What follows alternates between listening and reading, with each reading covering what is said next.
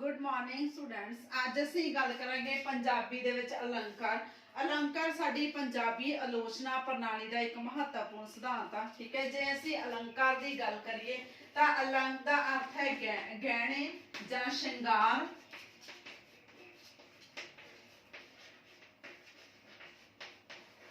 ਕਾਰ ਦਾ ਅਰਥ ਹੈ ਕਰਨ ਵਾਲਾ,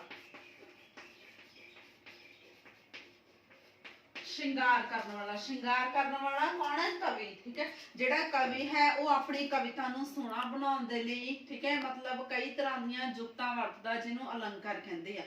जिवें असीं पंजाबी दे विच गल करिए भी जिहड़ी एक इस्त्री है वो अपने आप नूं सोहना बनाउण दे लई बहुत सारे गहने पहनदी है। ठीक है, उसे तरह जिहड़ा एक कवि है वो अपनी कविता नूं सोहना बनाउण दे लई पंजाबी दे विच कई भाषाई जुगतां दी वरतों करदा है। ठीक है, जिन्हों कि अलंकार कहंदे आ। जे असीं अलंकार दे मोटी की गल करिए तो अलंकार शब्द की सर्वप्रथम वरतों भरत मुनि ने की है। जिहड़ा भरत मुनि है वह एक जिहड़ा महान विद्वान मन्निया जाता। ठीक है, जिन्हें अपनी पुस्तक नाट्य शास्त्र दे विच अलंकार का वेरवा दस्सिया। ठीक है, अलंकार दे मोटी आचार्य भावियां नूं भी मन्निया जाता। ठीक है, आचार्य भावे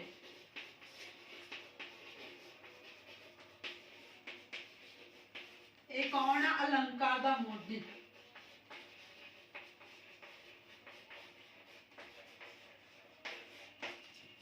ਜਿਹਨੇ ਕਿ अलंकार ਦੀ ਵਰਤੋਂ ਸਭ ਤੋਂ ਪਹਿਲਾਂ ਕੀਤੀ। ठीक है, इस ग्रंथ दे विच उन्हें कोई होर अलंकार शास्त्रियां का भी जिक्र किया। ठीक है, मतलब भावे ने आचार्य भावे जिन्हें अलंकार की सब तो पहला वरतों की, उन्हें इस तो इलावा अलंकार तो इलावा होर जिहड़े शास्त्री अलंकार ने उन्हां दी भी वरतों की। हुण असीं गल करदे हां अलंकार के अर्थ की।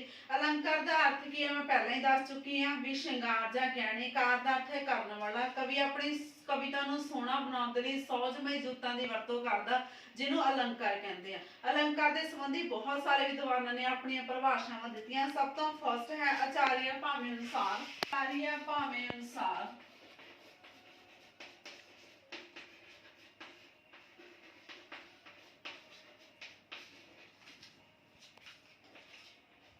की कहते हैं? काव्य दी शोभा वधाउण वाले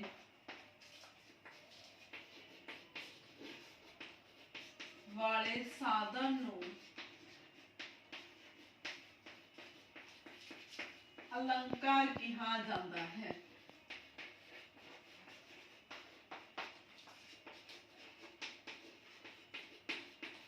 इन्वर्टेड कॉमे बाद कोई भी कोटेशन लिखनी है इन्वर्टेड कॉमे च लिखनी है। ठीक है, भावें की कहंदा भी जिहड़ी काव्य दी शोभा ओहदा शोभा वधाउण वाले जिहड़े तत्थ ने जां साधन ने उहनूं अलंकार कहंदे आ। ठीक है, मतलब काव्य की है जिहड़ी कवि दी रचना है उहदी शोभा वधाउण मतलब उहनूं प्रसिद्ध करन दे विच जिहड़ियां सहजमई जुगतां दी वरतों कीती जांदी है उहनूं अलंकार कहंदे आ।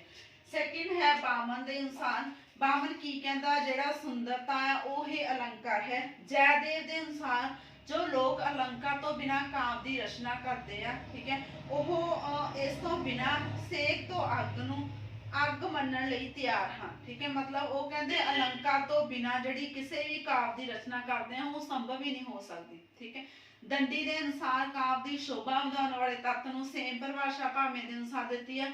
मम्मट के अनुसार अलंकार हाल हमेला आदि गहणियां वांग है। हाल हमेला मतलब जिहड़ी कि स्त्री है वो अपने सोहणे बनाउण लई अपने आप नूं हाल हमेला मतलब हत्थां पैरां दे जिहड़े गहणे पहनदी है। ठीक है, उसे तरह जिहड़ा कवि है वो अपनी कविता नूं सोहना बनाउण दे लई जिहड़ियां सहजमई जुगतां दी वरतों करदा उहनूं अलंकार कहंदे आ। हुण असीं नैक्सट गल करदे हां अलंकार दा काम।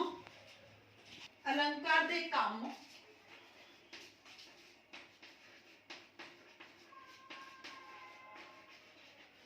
सब तो जिहड़ी मेन इहदा काम है वो तुहानूं पता ही है भी कविता नूं सोहना बनाउणा। ठीक है, सैकेंड है कविता नूं प्रभावशाली बनाउणा, कविता दे प्रभाव नूं अर्थ देना, कविता नूं मानयोगता प्रदान करनी, कविता दी सूखमता सजाऊ शैली ते रमजा दे विच वाधा करना। ठीक है, नैक्सट असीं गल करदे हां अलंकार दीयां किस्मां दी, जिहदे विच सब तो फर्स्ट है अनुप्रास अलंकार।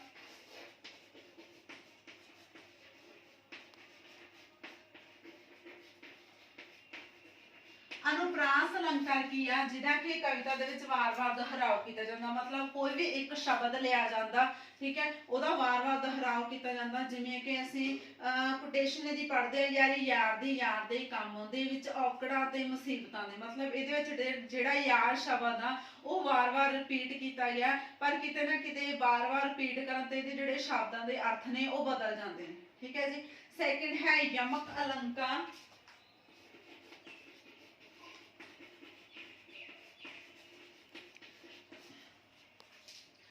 यमक अलंकार ਦੇ ਵਿੱਚ ਜਦੋਂ ਸਾਰਥਿਕ ਜਾਂ ਨਿਰਾਰਥਕ ਸ਼ਬਦ ਨੂੰ ਵੱਖ-ਵੱਖ ਅਰਥਾਂ ਵਿੱਚ ਵਰਤਿਆ ਜਾਂਦਾ, मतलब कोई भी एक शब्द लिया जाता ਜਿਹਨੂੰ ਕਿ ਵਾਰ-ਵਾਰ ਵਰਤਿਆ ਜਾਂਦਾ ਪਰ ਉਹਨਾਂ ਦੇ ਜਿਹੜੇ ਸ਼ਬਦਾਂ ਦੇ ਅਰਥਾਂ ਦੇ ਵਿੱਚ ਫਰਕ ਪੈ ਜਾਂਦਾ, ਠੀਕ ਹੈ, ਉਹਨੂੰ ਯਮਕ अलंकार ਕਹਿੰਦੇ ਆ। ਬਲਾ ਵਾਲੀਆਂ ਉਸ ਦੀਆਂ ਵਾਲੀਆਂ ਨੇ, ਲਿਆ ਜੁੱਟ ਦੇ ਜਹਾਨ ਦੇ ਵਾਲੀਆਂ ਨੂੰ, ਠੀਕ ਹੈ, मतलब ਕੋਟੇਸ਼ਨ ਵਰਤੀ ਗਈ ਹੈ ਇਹਦੇ ਵਿੱਚ ਤੇ ਜਿਹੜਾ ਵਾਲੀਆਂ ਸ਼ਬਦ ਆ ਉਹ ਵਾਰ-ਵਾਰ ਵਰਤਿਆ ਗਿਆ, ਪਰ ਇੱਕ ਲਾਈਨ ਦੇ ਵਿੱਚ ਜਿੰਨੇ ਵਾਰ ਵੀ ਵਰਤਿਆ ਗਿਆ ਉਹਨਾਂ ਦੇ ਜਿਹੜੇ ਸ਼ਬਦਾਂ ਦੇ ਅਰਥ ਆ ਉਹ ਵੱਖੋ ਵੱਖਰੇ ਆ, ठीक है जी। थर्ड है मलेश अलंकार।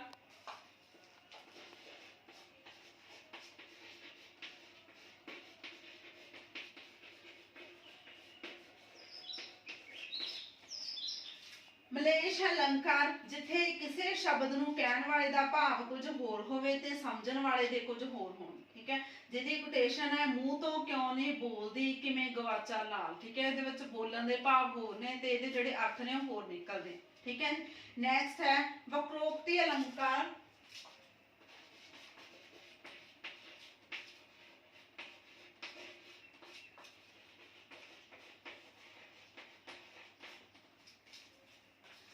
ਜਦੋਂ ਹੋਰ ਮਤਲਬ ਲਈ ਕਹੀ ਗੱਲ ਦਾ ਅਰਥ ਕੋਈ ਹੋਰ ਲਿਆ ਜਾਵੇ ਜਾਂ ਕੋਈ ਗੱਲ ਵਿਅੰਗ ਦੇ ਨਾਲ ਕਹੀ ਜਾਵੇ, ਜਿਵੇਂ ਸਾਡੀ ਗੁਰਬਾਣੀ ਵਿੱਚ ਸਾਧ ਸੰਗ ਜੋ ਜਨ ਪਰੇ ਜੋ ਜਨ ਉਦਰਨ ਹਾਰ, ਠੀਕ ਹੈ, ਜਿਹਦੇ ਵਿੱਚ ਕਿ ਵਕਰੋਕਤੀ अलंकार ਦੀ ਗੱਲ ਕੀਤੀ ਗਈ ਹੈ, ठीक है।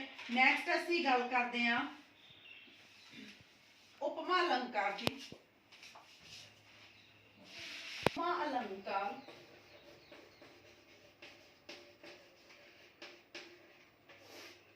उपमा अलंकार की आ ਜਦੋਂ ਦੋ ਚੀਜ਼ਾਂ ਦੇ ਭਿੰਨ ਹੋਣ ਤੇ ਕਿਸੇ ਖਾਸ ਗੁਣ ਦੀ ਸਾਂਝ ਕਰਕੇ ਉਹਨਾਂ ਨੂੰ ਇੱਕ ਦੋ ਦੂਜੀ ਵਰਗੀ ਦੱਸਿਆ ਜਾਵੇ, ਠੀਕ ਹੈ, मतलब कि कोई कोटेशन लाई जाती है जिहदे विच किसी दी जां असीं तारीफ करते हैं, ठीक है, मतलब किसी दी तारीफ करते हैं, कुड़ी दी जां किसी बच्चे दी तारीफ करते हैं, मतलब उहदे नाल नाल तारीफ दे नाल नाल उहदे कंपैरिजन च उहो जिहा शब्द लिया जावे जिहड़ा कि उहदी तारीफ दे लई ढुकवां होवे, ठीक है, उहनूं उपमा अलंकार कहंदे आ।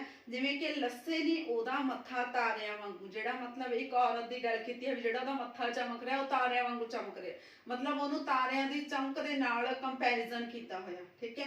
सेकंड है रूपक अलंकार।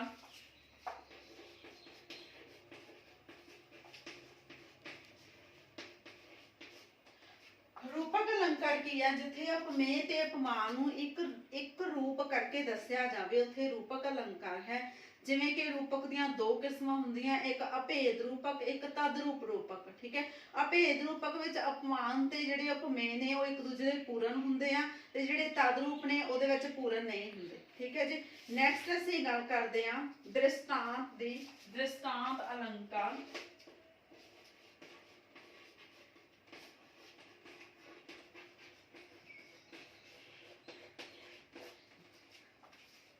दृष्टांत अलंकार विच जिथे उपमेय ते उपमान वाकां ते उन्हां दा साधारण धर्म भाव सांझा होवे, मतलब जिथे कि उपमेय ते उपमा नूं पेश किया जावे पर उन्हां दे जिहड़े भाव ने ओह सांझे रूप दे विच पेश किए जाण नूं दृष्टांत कहंदे आ, ठीक है जी। नैक्सट लास्ट तुहाडा बनदा है अतकथनी अलंकार।